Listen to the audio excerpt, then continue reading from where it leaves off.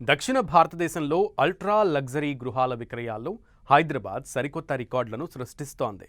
10 కోట్లు ఆపై ధర కలిగిన విలాసవంతమైన విల్లాలు, స్కై విల్లాల కొనుగోలులో భాగ్యనగరం, బెంగళూరు, చెన్నైలను దాటేసి మొదటి స్థానంలో నిలిచింది.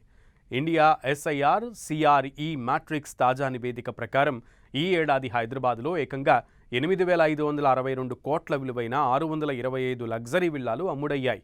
అదే సమయంలో బెంగళూరులో 125, చెన్నైలో కేవలం 58 ఇళ్లు మాత్రమే విక్రయమవడం హైదరాబాద్ ఆధిపత్యానికి నిదర్శనం. ఇతర మెట్రో నగరాలతో పోలిస్తే హైదరాబాద్లో 10 కోట్లకు సగటున 6,210 చదరపు అడుగుల భారీ విల్లా లభిస్తోంది. బెంగళూరు కంటే ఇది దాదాపు 58% ఎక్కువ స్థలం కావడంతో కొనుగోలుదారులు ఇక్కడే విల్లాలు కొనేందుకు ఎక్కువ ఆసక్తి చూపుతున్నారు.